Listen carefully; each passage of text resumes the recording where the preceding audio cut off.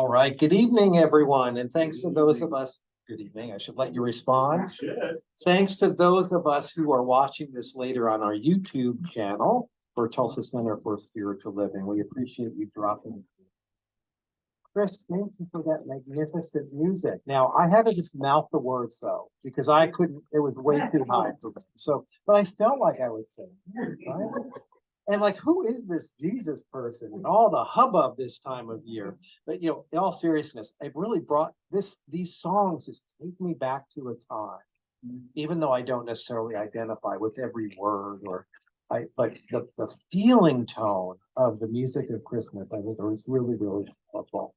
And so in our teaching, the birth and life of Jesus can also be thought of as metaphors for our own life's celebrations and disappointments. But in our most tender moments, we know that we are even more than that, right? We're more than our celebrations and disappointments. Christ consciousness can be the feeling of wholeness, of oneness, of connecting, allowing our natural compassion and our love for another to reign. Ernest Holmes said the Immaculate Conception, the virgin birth, and those things which we tie into traditional theology are as old as time. And they stand for the concept of the originating creative principle of power, God and the Word of God operating through all things. It means that divine creative word operates in the physical universe, planting itself there by involution, and then by evolution, reaching back out to the heaven to complete the cycle of life. And we process that through the example of the master teacher, Jesus. Now, it's interesting to note that Jesus's birth is December 25th, this time of the year. And the Roman Emperor Constantine, it's believed, played a role in why Jesus's birth was planted right here near the equinox. Thank you, Dolores. Near the equinox. Solstice. Yeah, equinox. Yeah, okay. Near the thank you, Chris. The winter, it takes a village, right? Near the time of the winter solstice, the time when the days getting shorter and shorter and shorter, and then growing again to a greater expression of light in our world. Now, several other factors may have contributed to Constantine deciding this. First of all, there were pagan festivals, right, around December 25th, this end of year celebration, such as the Roman festival of Saturnalia, a time of feasting, gift giving, and revelry dedicated to the god Saturn. By aligning Christian celebrations with these existing festivals, it may have facilitated the acceptance of Christianity amongst the pagan population. It's all politics, right? Politics and power. But it's interesting. And the winter solstice, of course, it matches, as I said, the gradual lengthening of the days after the shortest day of the year, and welcoming Christ with the birth of light in the world, signifying Jesus as the light of the world. So in the manger place of our own heart, we ignite and renew the light of love. Whenever the inner Christ or God's perfect idea of us is recognized or amplified, it calls us to be a greater expression of love.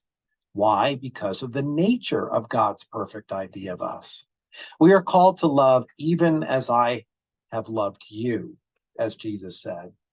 So the more we discover our own true nature and see Christ as the prototype of wholeness, we realize that we are ordained to follow this path and become the very activity of God. We give birth to the Christ within, and it's our hope and glory. Our charge then is to recognize, nurture, and express this divine spark of wholeness. We kindle this flame by living from that divine center, recognizing it in others, working for it in our community and in the world, and then looking to the great way showers, jumping out of books on the library or videos on YouTube or a chat with someone out there in the world. So many way showers show up for us. So imagine with me now, once upon a time, in a village nestled amidst the rolling hills as the eve of the winter solstice approached. The villagers eagerly awaited this celestial event, knowing it marked the return of longer days and the resurgence of the warmth of the sun. And in the heart of the village stood a gathering place, a sanctuary where the teachings of universal love and interconnectedness are shared. Here, a wise elder spoke of this thing called Christ consciousness, the illumination within each soul, a divine spark awaiting recognition. And so as the solstice grew near, the elder gathered the villagers beneath the stars. Behold, the elder began, as the sun's light grows scarce, it is a reminder of our own inner light waiting to shine forth.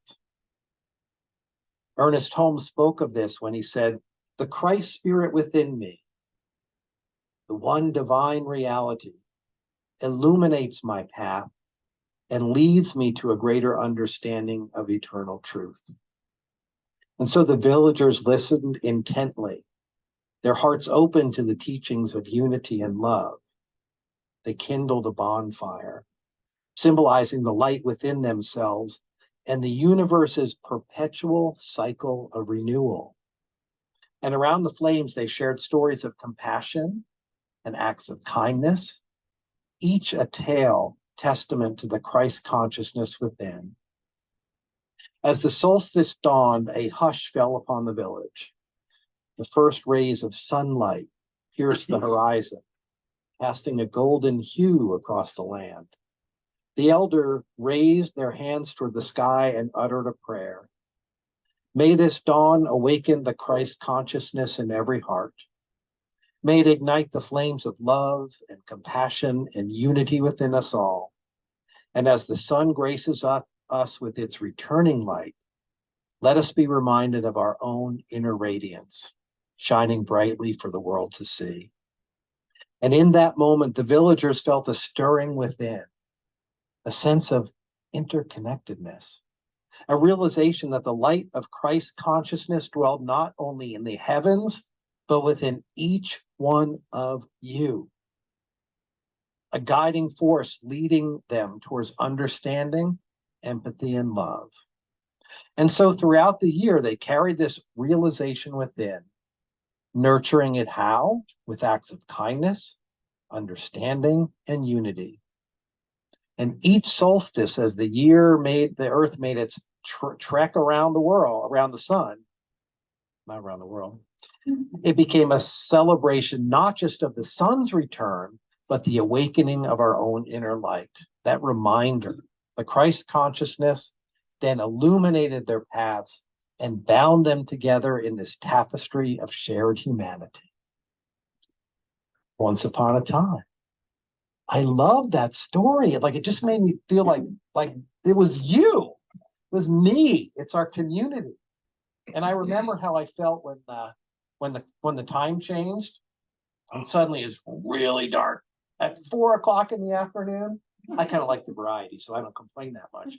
But I noticed my behaviors change, right? I move more into sort of a hibernation mode.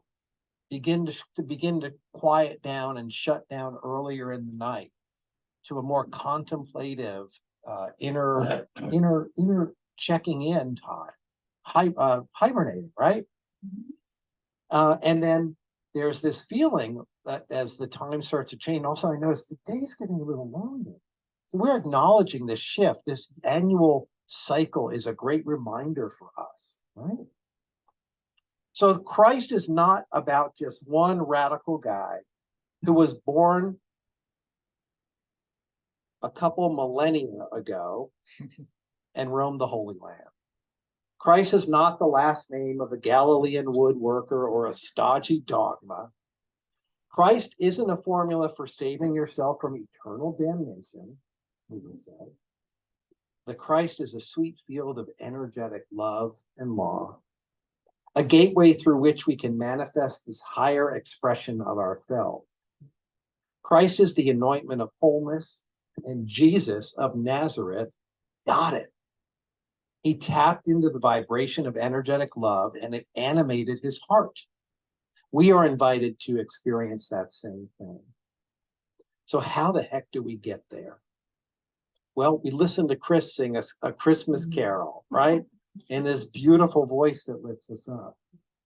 We get there through the making of food, the gift of love, of creating food for our gathering, our community, for our circle around the bonfire with the elders, right?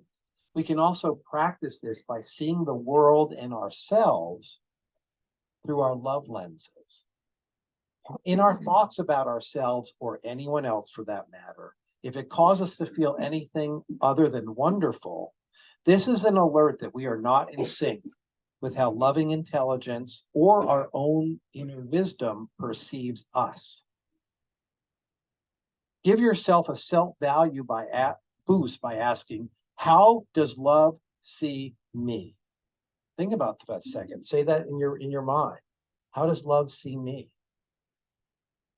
In the form of, say, your beloved grandmother who adored you, or your best friend who has loved you through even your most unsavory moments,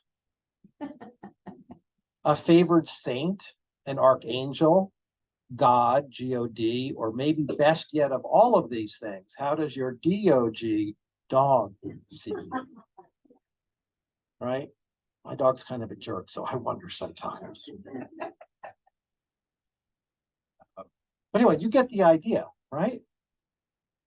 So how does someone see you who loves you unconditionally, who views you through love lenses?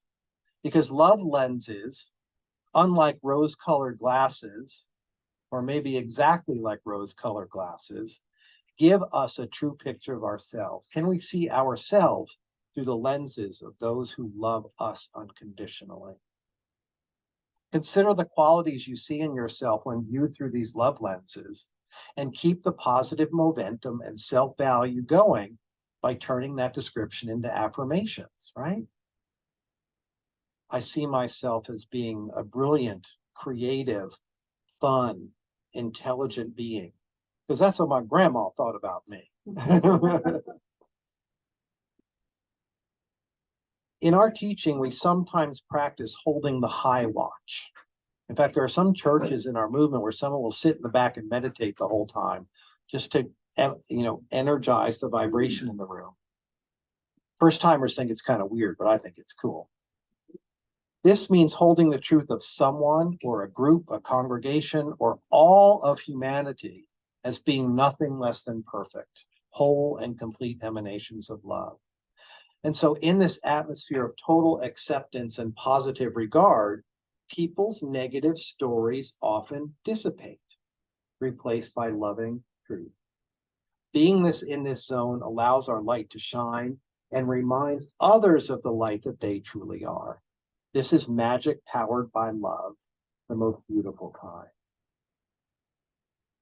How much happier can we be when we see through our love lenses?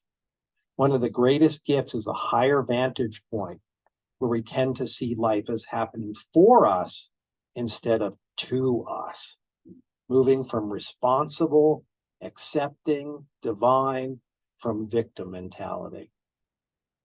Now, some of you have met my wife, Kim, and she just published her third book on Amazon, and it's called Like Magic, Open Sesame to More Inspiration, Joy, and Other Goodness. And she shared some stories with me. She's someone who, while she struggles mightily in her day-to-day life, she also can see, she looks for these serendipitous stories that just say, yes, that's what happens when me, you, all of us, when humanity, when we're in the zone, right? That's when we have that vibration. And she shared with me this story.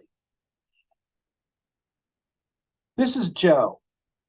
Today, Joe hit a child. Is Joe mean or nice?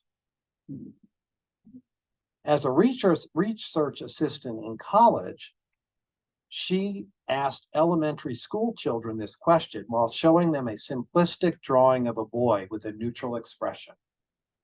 The following day, she pulled the same kids out of class, showed them the same simplistic drawing, and asked, You remember Joe, and they always did. Yesterday, Joe hit a child. Today, is Joe mean or nice? Only the youngest children were prone to perceive Joe as nice on the same day that Joe hit a child. The older the child, the less likely they were to say that Joe was nice on either day. So I believe this shows not a lack of street smarts on the youngest children, but an innate wisdom, one that sadly gets trained out of most of us over time, that people are inherently good no matter what their actions. The youngest of us are closer to that time of divine birth, to that December 25th divine light dropped into this world. And they're unclouded by the curveballs of life and know that deep inside we are all love. So let's remember that this time of year as we honor the birth of this being. The Christmas celebration is an amen to creation, to the Christ presence in all of us, which is wholeness. And we celebrate this presence as courage, hope, and the spirit of truth. And so in this season, in every season, we honor the divine beingness of our nature as quality time with companions, as a divine feminine. Christmas is taking on the qualities of Spirit the Christ in no boundary living. And so the child in the manger who grew to be the great prophet of oneness and empowerment represents the Christ in us, our hope of glory. We are strengthened by this hope, by the wholeness that is our highest self. And so in this time, in this season, when we light a candle, let's acknowledge the light. Let's up-level our prayer game, even if prayer is just saying, I am, followed by a beautiful quality of who I am. In this season, let's shine our light on other people, knowing that we see that divinity in all of them ourselves. And remember to put on those rose-colored glasses, look in the mirror and see ourselves as those who love us beyond belief would see us. And so in this night of community, we acknowledge the good, the love, and the beauty that we are. And we move into prayer. Namaste.